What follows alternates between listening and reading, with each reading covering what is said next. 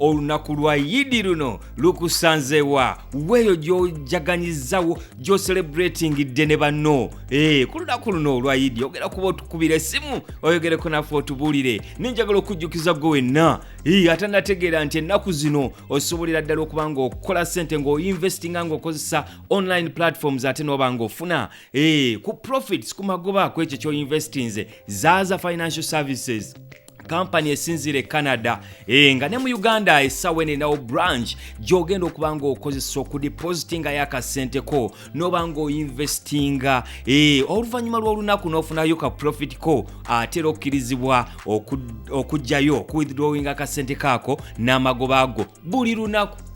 So ng'era osobola n'okozesa enkola endala n'oba ng'odepositinga akasente oba oinvestinga akasente kaako okumala ebbanga eriri fixed katugeze okumala omwaka mulamba bw'otuuka okuwithdrawinga ng'omwaka guweddeko n'amagoba ago n'oba ng'oga withdrawingirako. Ate ng'era njagala okutegeeza nti Zaza Financial Services kugamba nti osobola ofuna loans ng'ofuuse bammemba baayo ebawa ku loans n'oba ng'osobola okuteeka mu bizinesi yo n'oba nga weekulaakulanya ate n'otumbula enfunayo.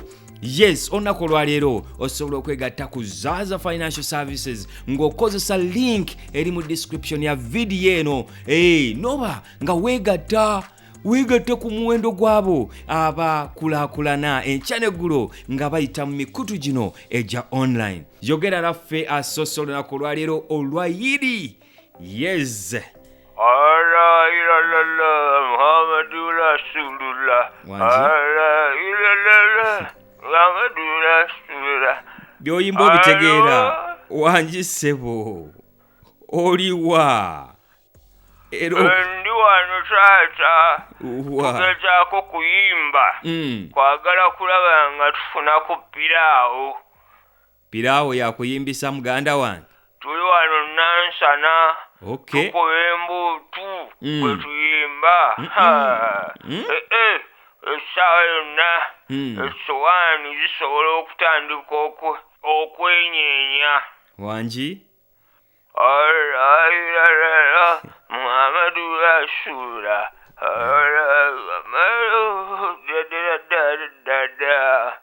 Mukulu naye by'oyimba obitegeera tebikubisa emiggo nga tonafuna na sowaani yo gy'obadde olubirira funa. Mpozi muliwa? Nze Kiwulenge Bilson, omuvuzi wa takisi wano Nansana ku Yesu amala. Meeya Tubbi 2026. Ekyo wakyogera kuva dda. Mpozi ogambye muli sayidi kisebo? Ndi wano Nansana we tugenda oggirira. Omuliridde idi. Eri ennyama weeri ebintu byonna mbiraba babireese. Era njagala okwagaliza abasiraamu mwenna. Mazima. Happy birthday. Idi.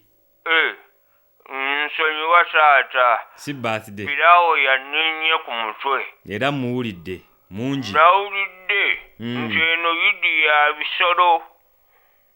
Tewawulidde bubi. Wawulidde ekituufu kyekyo kyennyini se. Era njagala kubuuza ey'abantu yaddi era ebisolo byokka bye bigenda okujaguza. Taata yakusala bisolo naye tekitegeeza nti ebisolo bye bigenda okujaguza. Abantu be bajaguza. Naye kaakati singa ebisolo bimbula nzikirizibwa okusala ensujju. Mukulu. Naye lwaki otumalangako emirembe Kiwulenge? Ali ku simu omulala? Hala. Presenter. Wangi. Nze Maama Joan omulimi w'amatooke n'ebijanjaalo wano Ezirobwe ku ffaamu y'amajanja. Ku lunaku luno olwa Yidi Zirobwe agamba atya? Wali watya we Zirobwe leero? Zirobwe walungi nnyo, tewali mutawaana. Okay, that's good. Kirungi. Nzikiriza ntwala omukisa ogusooka okwagaliza abasiraamu mwenna gye muli. Yes. Yidi ennungi ejjudde emirembe, ejjudde okuwooma n'okuwoomerwa, ejjudde essanyu n'okubaagaliza ebirungi. Era nsaba Allah abawe Baraka. Baraka ogitegeera gwe gy'oyogerako? Ate mazima musajja gwe totandika kweyogeza. Kubanga wano juzi nakusaba akavidiyo ka Lwasa nkakasize ddala oba abantu bye badde boogera bituufu naye wagaana okukampa. Gwe muli wabadde olowooza nti nze maama Joan akavidiyo ako kayinza okunnema okufuna? Omuntu omukulu n'ogaanira akavidiyo akakwasa ensonyi bwe kati. Simanyi wabadde ogenda kukalira ku kyayi. Abantu abamu simanyi lwaki mulina litmus paper. Ettima lyo lingi nnyo. Olinga agenda oddikozesa mu kugoba ebyekika. Akavidiyo wakafunye? Akavidiyo ako kennyini wakafunye? Yes. Namaze ne nkafuna. Kakati lwaki onjasamira omala gamboggolera lwaki tosirikako? Wangi taata? Yes. Mukama. Omala sifunangako muntu anvuma bw'atyo mu ngeri eri violence. Musajja gwe olabika tokimanyi naye olina criminal offense. Ani? Nkulaba otandise okunsindiikiriza naye nja kuwawaabira mu b'obuyinza bakukoleko under arrest. Nze nga mbadde sikuwawaabiranga nze bulijjo nvuma. Kakati bwe nakulangira emimwa wafa kitegeeza kukyalawo kunvuma abantu bonna bawulira ku lunaku olwayidi nga luno nze bwe nakulangira emimwa wafa. Lwaki waginnangira? Ye nali nnimba emimwa gyo sijyaluwewere egiringa balaafu. Nnyabo nze ndaba ono Senfuka munne wa Cephco lwaki gavumenti temunoonya n'atuyamba ku nsonga y'okusima amafuta? Atya? Nze ndaba ebikola byonna abirina. Bikolwa ki? Bikola bitya? Bikola ki? Sebo gwe amanyi n'okukweka obuvidiyo bwo obw'ekisiru nga weeyagaliza. Oyagala kunnimba nti tomanyi bikola bye njogerako. Oyagala kunnimba nti ebikola tewabirabye. Oli mwana muto. Ate ndowooza Cephco gwe baali bayimba mu kali akayimba. Kayimba ki? Sima. Abasajja batondebwa kusima sima.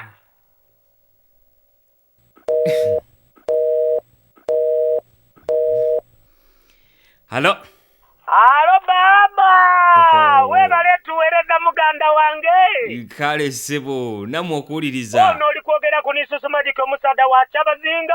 Omulunzi wa Ssekokedde omulembedde ennyama n'ed'amaggi. Ng'ate ndi mutyami w'okuyigenge wano e Bugembe mu Busoga. Idi lunaku lwa Idi mu celebrating them wa. Okuyozayoza abayidu ba Allah bona. Munsi yona gye bali nti mwebale kutuuka ku lunaku luno olwa Idi olw'okwesoko n'emamba olw'okusala ebisolo. Okusookera irala ndi kwenda kwebaza basoga banange nti mwebale kusaala Idi Mubaraka mu ngeri ey'omulembe eti. Banaife abali e Saudi Arabia tibeerabiire, ab'e Qatar, ab'e Jordani, ab'e Egypt, Omani, United Arab Emirates nti mwena mwebale kusaala Idi Mubaraka eno mu ngeri enkalamu. Era ng'abana Uganda mwena ndikuba endeze ebikuduko eby'amasano ebikalamu. Aye mwegendereze mwongere okwebisa obukalamu nga buliido. Mazima nga bwe kibadde emunaku eziwedde. Aye baba. Yesebo. Wafunye ku kabamba, wafunye ku mamba. Muganda wange ofunye ku kanyama k'ogaayako. Nkyalinda bulinzi. Sinnaba. Nsomere enamba yo buti. Nkuweereze ku kanyama ku mobile money. 070. Linda kuwena. Baba linda ku jampola oli kuntwala supidi omukutu guno guli kunkola bubi tienda kumpapya. Kiri okese. Kati soma. 070. Baba nkumya ibiridi nakukolera bulukalamu dakubisa mu lunaku olwa Idi olwaleero. 2,000 ezaki? Dola? Eza dola? Eda Uganda mbale ndi kwenda kuweereza 2,000 diti. Oje weeyagale wena weegayite kubali kukuza ebikuduko bya Idi eby'omulembe. Oba osobola okuyida wano e Bugembe n'adikuwa live tuleme kubonabona na charges wena kuba badde akusala. Weesigalize ssente zo. Nze ndowooza ssente zo wandizikoze. Mukulu ssente zo. Okole entondo otyo. Obona tojja kuva mu bwavu weesibye ku bwavu. Era ojja bufuulako emba. kale kandisindikire maama Joan. Sindikira oyo nenze togenda kummanyira ye kikyo wama abeebugembe mbabuuzaako. Hello Sebo omusezi w'ekajja nsinze ntuuse. Obadde obuze abantu bakubuuza yalagawa. Njagala okimanye nti abantu babi era bakoma ku ekyo tebasobola yadde okumpeerezaayo kanyama naddala ku lunaku nga luno olwayidde ey'ebisolo. Naye ennyama enjala eryene enkalakata naye akanyama abakulu bakakwese teri yadde ayinza okuyita. anti ennyama yo kabeere sheek kabeere imam kabeere haji nagamba nti omusozi w'ekajansi jangu olye kanyama. anti ennyama yo ne bwe kandibadde kwokye bwokya nze kandi nkoledde. ennyama yo abantu gwali awo waafunye ku kanyama oba gwe gwe tuba tufuula ennyama. ennyama yo munaatuweereza kanyama oba mmwe be tuba tufuula akanyama. Osirise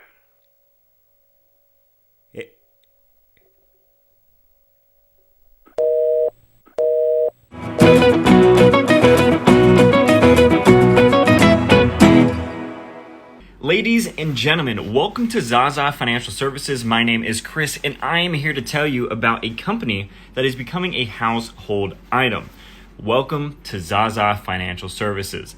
Zaza Financial Services is a safe, fast, easy, and efficient financial system that enables you access investment capital and to carry out day-to-day enterprising services. It's located in Brampton, Canada, and is part of the management, scientific, and technical consulting services industry, operating on a multi-level marketing system. At Zaza Financial Services, we have four basic financial products, and I'm going to explain them to you right now. Product number one, fixed deposit receipt plans. These are investment plans whereby a client fixes his investment for a specific period of time. And these investments generate profits per day for a period of 1 year, and thereafter his or capital is paid back in addition to the profits that he or she has been receiving on a daily basis. Product number two, deposit pension scheme plans, DPS.